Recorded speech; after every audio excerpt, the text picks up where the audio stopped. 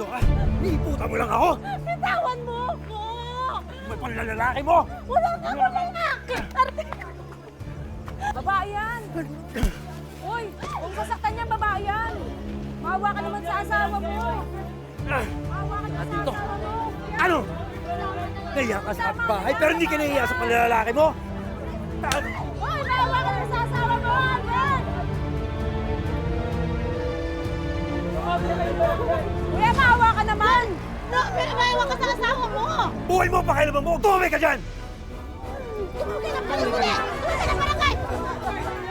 Ah! Albert! Albert, maawa ka yan! Albert, maawa ka sa asawa mo! Albert! Albert, maawa ka yan! Albert! Babae ka? Hiya ka? Bukuhin mo pa ako? Albert! Maniwala ka sa akin yung suki ko yung kanina kausap ko doon sa tindahan. Wala akong lalaki. Suki-suki! Narinig ko na yan! Lolo mo ako! Ha? Lalandi ka pa? Ano? Lolokoy mo pa ako? Hoy! Bibing bata ka! Tumami ka dyan! Tumig! Halika nga dito. Halika dito! Albert, tuloy! Halika dito! Wag! Wag! Ano, dito ka! Wag! Ja! Ja! Ja!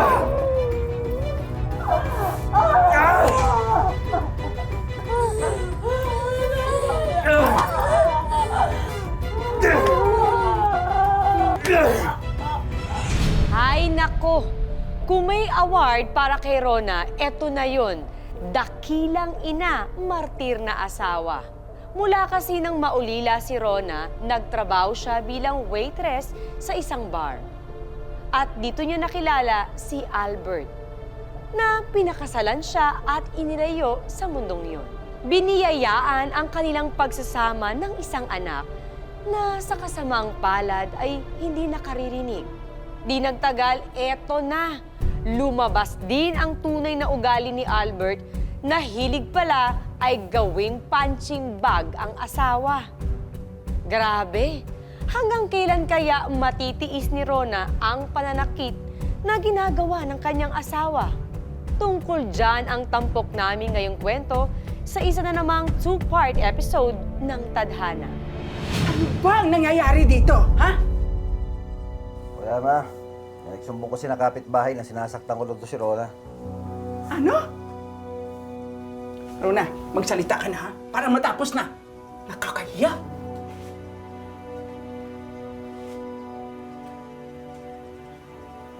Wala ho. Maliit na away lang ho. Siya ang sismoso kasi mga kapitbahay dito eh. Huwag kayo magpapaniwala sa mga yan, Kap. Pero, saan mo nakuha yung mga sugat mo?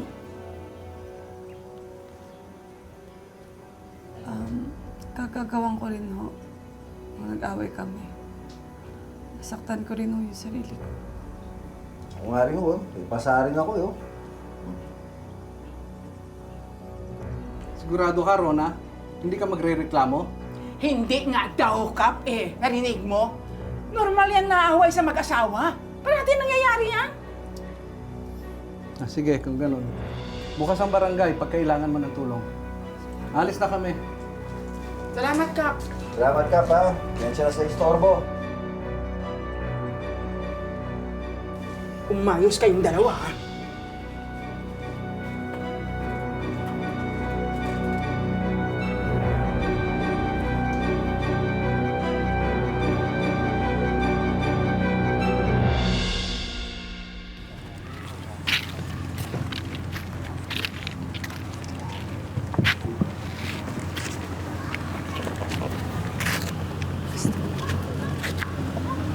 Kuya, pabili na ng ano.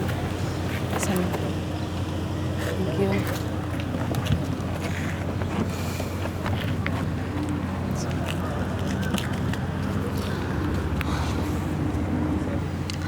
Anton, pasensya ka na kung palagi nag-aaway sina Papa at si Mama, ha?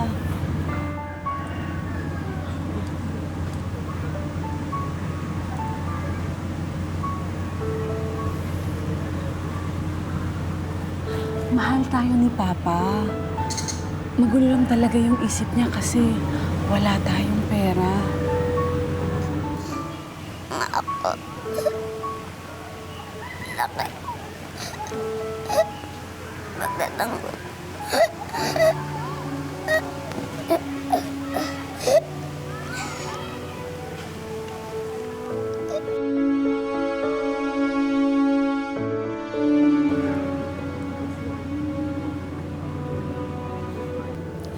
Gusto mo bang bumalik sa pag-aaral?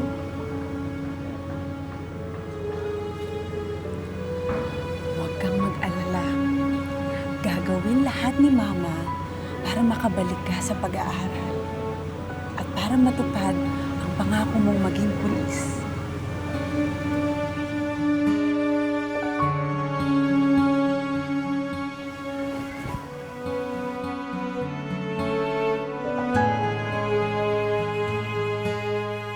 Halika na. Baka matunaw na tong ice cream mo. Bubuksan ko na.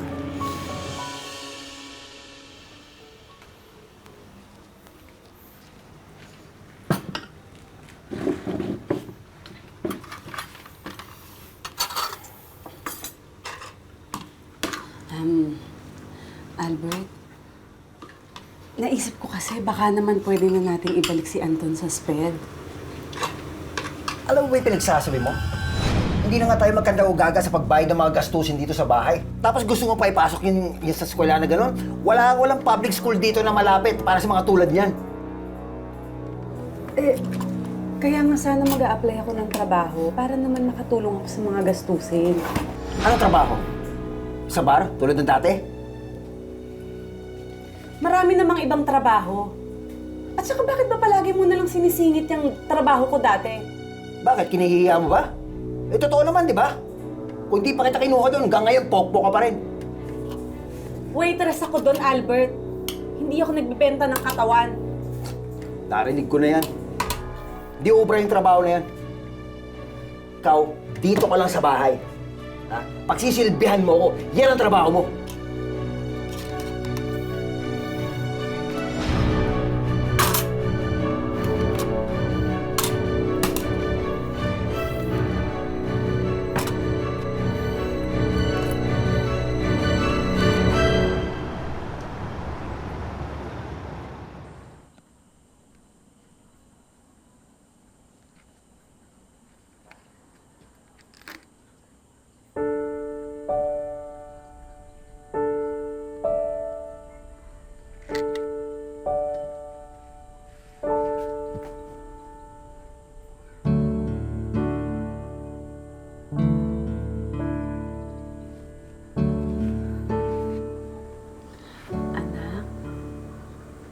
Hindi mo kailangan ibigay kay Mama yung ipon mo. Kasi maghahanap si Mama ng trabaho kahit na ayaw ni Papa. Ano sabi mo? Ha? Sinusuway mo pa ako? Alam mo kung sino ka? Iniisip ko lang naman yung pag-aaral niya. At saka bakit ba ayaw mo kong pagtrabahuhin? Kasi kilala kita. Malandi ka. Mami kami, lalaki ka, no? Wala!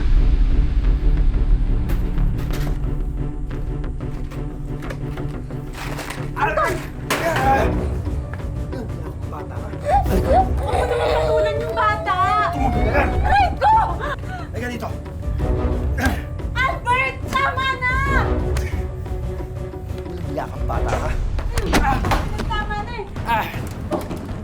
Takbo! Bilis! Bilis!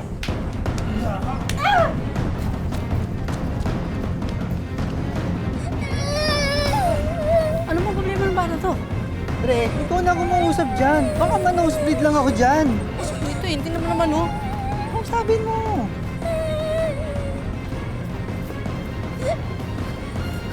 Anton? Bakit ka umiiyak? Ang mama mo na naman yan, ano? Ha? Hoy kayo! Tumawag kayo ng pulis! Bilisan nyo! Dali, mama mo. Ano? Lalaban ka? Albert, nakikiusap ako sa'yo. Please naman. Sige, may ka lumaban! Tingnan natin yung tapang mo. Ano? Lumaban ko na! Ano? Albert! Ano na naman ba yung ginagawa mo? Pakilamera ka! Ha? Bakit ka nangingilam ikaw? Ikaw nagsumbong na. Halika dito, puputulin ko yung dila mo. Halika dito! Tanyuan ng natin! Kaya ka! Kayo ba kaya alam? Pakilamero! Ano? Ha? Sige nga! Pakita mo tapang mo ngayon! Ha? Ano? Kayo! Huwag kayo lumabit! Nasaktan ko itong batang to! Lumayo kayo babae mo kayo!